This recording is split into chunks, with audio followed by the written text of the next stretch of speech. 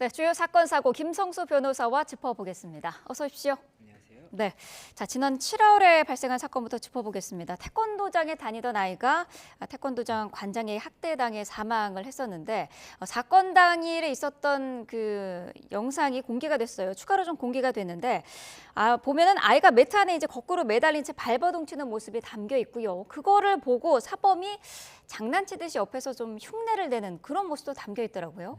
예, 맞습니다. 지금 이 사건 자체가 7월 12일에 발생했던 사건이었습니다. 네. 이 한 태권도 도장에서 이 태권도 관장이 이 4세 아이를 말씀하셨던 이 말아놓은 매트 사이로 이렇게 몸을 거꾸로 넣는 모습이 이제 담겨 있었고, 네. 그 전후 이제 내용이 확인이 됐는데, 그 전후 내용에서는 말씀하셨던 것처럼 이 인근 사범 같은 경우에도 이 아이를 꺼내는 것이 아니라 조금 이 형태를 흉내내는 듯한 그런 모습도 보이고, 그렇다 네. 보니까는 이 부분 관련해서도 뭐 방조라든지 이런 혐의가 있는 것이 아니냐 이런 이야기가 나오는 것이고, 또 이 관장이 이 매트에 넣기 전에도 지금 영상에 나오는 것처럼 이 아이를 저 높은 매트에 또 매달리게 하지 않습니까? 그래서 이런 부분들 자체도 또 학대가 될 수가 있기 때문에 네. 이러한 정황이 추가로 확인이 되었고, 지금 현재 이 CCTV가 유가족의 이제 요청에 의해서 공개가 된 그런 상황입니다. 네, 새로 복원한 2달치 CCTV 영상을 봤더니 140여 차례 정도 학대한 정황이 지금 더 포착이 됐거든요. 평소에도 이런 일이 자주 있었다는 일이에요. 예, 맞습니다. 지금 이 사건이 7월에 있었고 이제 5월부터 이제 2달간의 CCTV 영상이 복원이 됐다라고 합니다. 네. 그런데 이 CCTV 영상을 보면 이 140차례 정도 이 아이에게 학대를 하는 정황으로 의심이 되는 이런 행동이 발견이 됐었고, 네. 그렇다 보니까 이에 대해서도 여러 가지로 추가적인 수사가 이루어질 수밖에 없는 것이 아닌가 이런 이야기가 나오는 것이고, 또 이 당일에 이 사망의 결과에 지금 이르렀거든요, 아이가. 사망의 결과와 관련해서도 이 당시에 이 정황을 파악하는 데 있어서 또 굉장히 중요한 사실관계가 나왔다 이렇게 보이는 것으로 보입니다. 네. 태권도 관장이 이런 말을 했다고 합니다. 아이를 너무 좋아해서 장난으로 그랬다라고 하는데 CCTV 영상을 보면은 그런 학대 정황의 행동을 할 때 주변 아이들이 좀 공포에 질려 있는 그런 모습도 볼 수가 있거든요. 예, 맞습니다. 이 아이가 이 거꾸로 매트에 들어간 다음에 이제 발버둥을 치는 듯한 모습이 보였었고, 이 아이가 실제로 굉장히 오랜 시간 이 상태로 있었거든요. 네. 그런데 영상을 보면 이 다른 아이들, 이제 수업을 듣고 있는 다른 아이들도 계속 매트 쪽을 이렇게 바라보는 모습이 보이다 보니까는 네. 이 다른 아이들도 공포에 질릴 만큼 조금 무서운 상황이라고 볼 수 있는 것이 아니었느냐 이런 이야기가 나오다 보니, 이에 대해서도 사실관계가 굉장히 중요한 부분이라고 볼 수가 있어서 관련 뭐 진술이라든지 이런 부분을 통해서 사실관계 파악을 하지 않을까 생각이 됩니다. 네. 자, 관장 출시 측은 아동 학대는 인정을 했고요. 살해 고의는 없었다라면서 지금 살인 혐의는 부인하고 있는데, 사실 학대 결과로 아이가 사망을 했는데 이 말에 좀 어폐가 있는 거 아니겠습니까?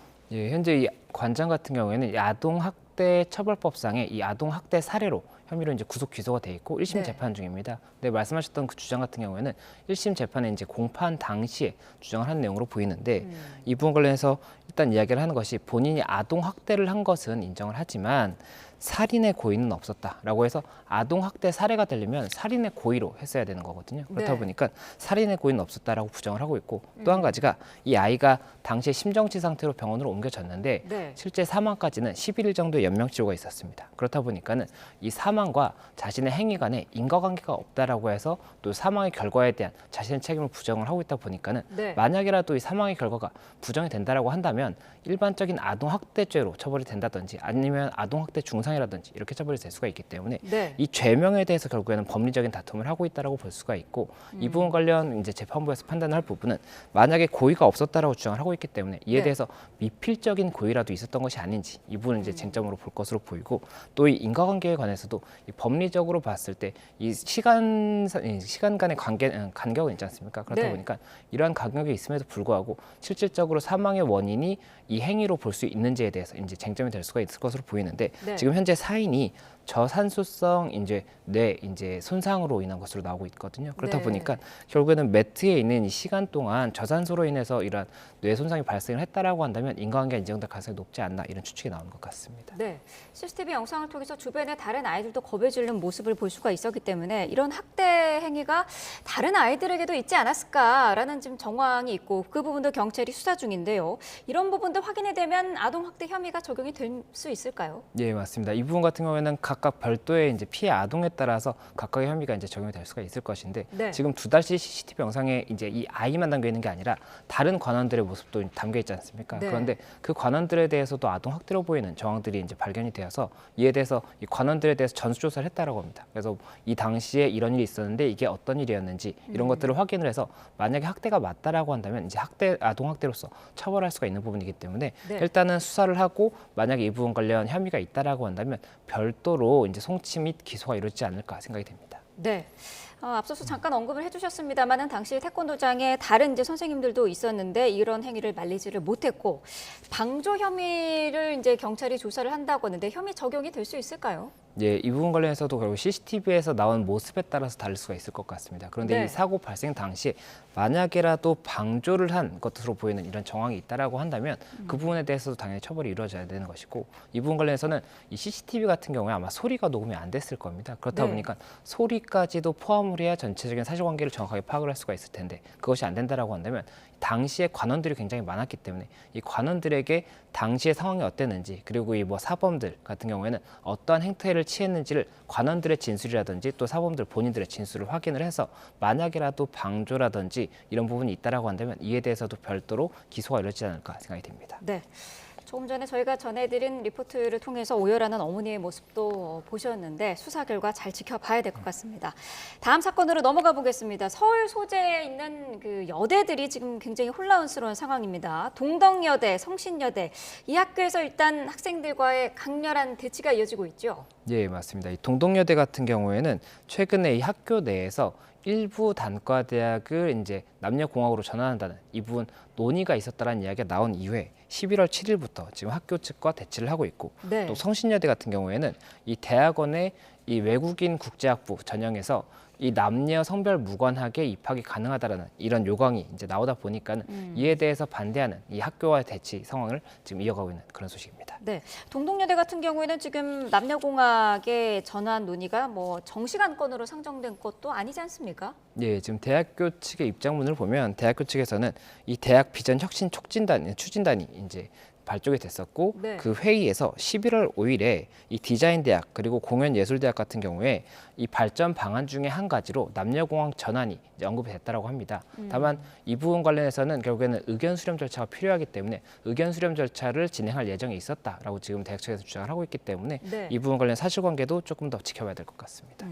과거에도 사실 다른 여대들이 이런 비슷한 상황이 놓였던 적이 있었는데 그때도 학생들의 반발이 상당히 거셌었죠. 예, 지금 현재 전국에 있는 여대 같은 경우에 총 14곳이라고 볼 수가 있는데 네. 예, 그 과거에 덕성여대 같은 경우에도 2015년에 이 전환이 논의가 됐던 것으로 알려져 있습니다. 당시에도 이 학내 구성원들이 굉장히 반대가 심해서 무산이 됐던 그런 사례가 있었고 또 성신여대, 지금 현재도 쟁점이 되고 있는 성신여대 있지 않습니까?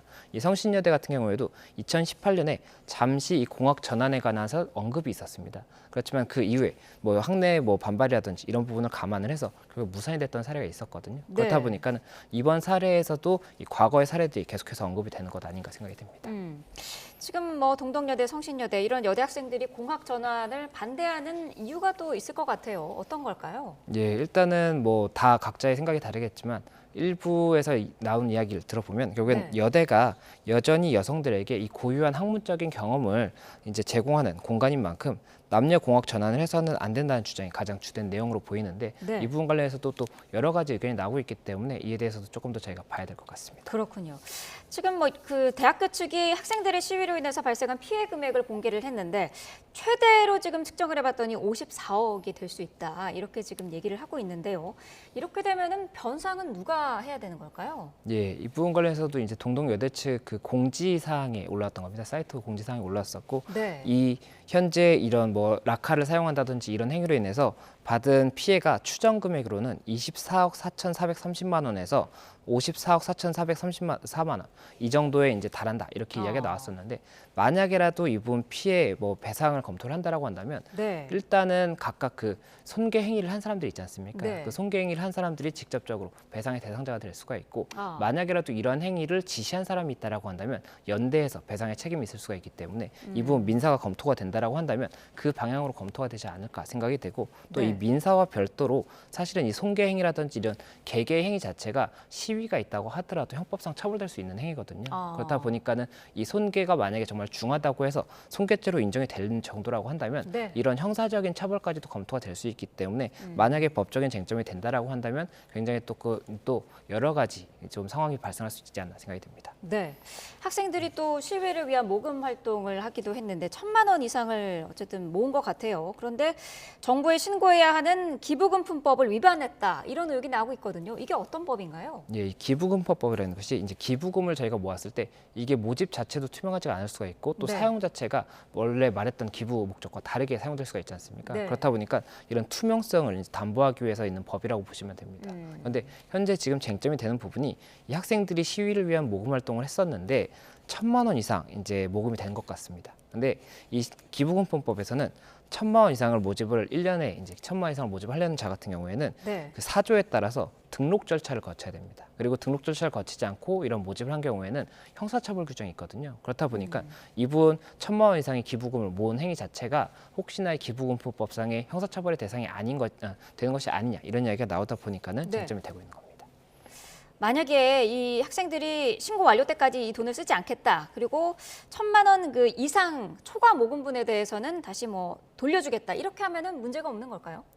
일단은 법령의 내용을 봤을 때는 이 모집을 하는 행위 자체가 1,000만 원을 초과하는 행위를 등록을 하지 않고 하는 행위 자체는 처벌이 되는 것이 원칙인 것으로 보입니다. 그런데 지금 현재 상황이 굉장히 조금 특수하다고 볼 수가 있는 부분이 학생들이고 이런 법을 몰랐을 가능성이 높지 않습니까? 그렇지만 형법에서는 원칙적으로 몰랐다고 하더라도 처벌이 되는 것은 맞는데 이번 사안 같은 경우에는 이분 지금 말씀하신 것처럼 이 초과된 부분에 대해서 등록 절차를 거친 다음에 사용하겠다라고 이야기를 한다든지 아니면 초과된 부분에 대해서 반환하겠다 이렇게 이야기를 한다면 이 부분에 대해서도 형사처벌이 동일하게 이루어질지는 조금 지켜봐야 될 것 같습니다. 그렇군요. 아무쪼록 좀 학교 학생들 간의 법적인 갈등까지는 좀 가지 않도록 원만한 해결책을 찾아봤으면 좋겠습니다.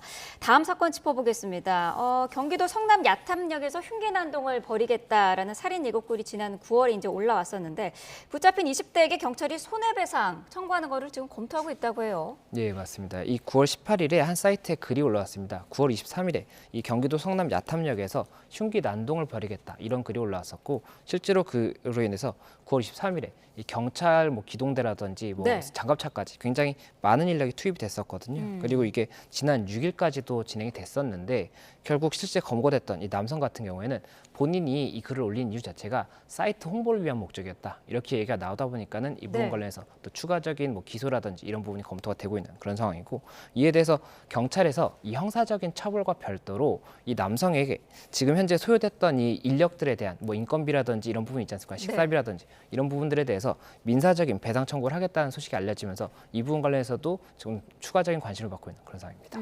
과거에도 이런 비슷한 경찰력 낭비로 배상을 받은 사례가 있었을까요? 예, 현재 배상을 받은 사례까지는 명확하게 확인이 되지 않지만 소송을 제기했던 사례는 있는 것 같습니다. 이게 그 당시에 이제 작년부터 지금까지 굉장히 이 흉기 협박 글이 많이 올라오고 있거든요. 그리고 그때마다 이제 경찰이 이 수사력을 이제 통해서 실제 검거를 이룬 사례가 굉장히 많습니다. 그리고 이 검거를 통해서 이게 실제로 내가 협박의 목적이라든지 아니면 공무집행을 방해할 목적 이런 부분이 확인이 돼서 형사처벌이 되는 것과 별도로 이 경찰에서는 이 관련 소요된 비용에 대해서 민사소송을 제기를 지금 하고 있고 1심이 재판 진행이 되고 있는 상황이거나 아니면은 그 이행 권고 결정이라든지 이런 결정을 통해서 이 결정까지는 확정이 된 부분이 있는 것으로 보이는데 실질적으로 이게 집행이 됐는지 여부는 아직까지 확인이 되고 있지 않다 보니까는 실효성이 어느 정도 있는 것인지는 조금 지켜봐야 되는 것이고 그 실효성이 있는지를 볼 수가 있는 부분은 결국에는 이 대법원에서 확정이 된다든지 이 확정을 통해서 결국에는 좀 저희가 확인할 수 있지 않을까 생각이 듭니다. 그렇군요. 경찰이 어쨌든 지금 청구 금액을 산정을 하고 있는데 최대 수천만 원이 될 가능성도 나오고 있어요.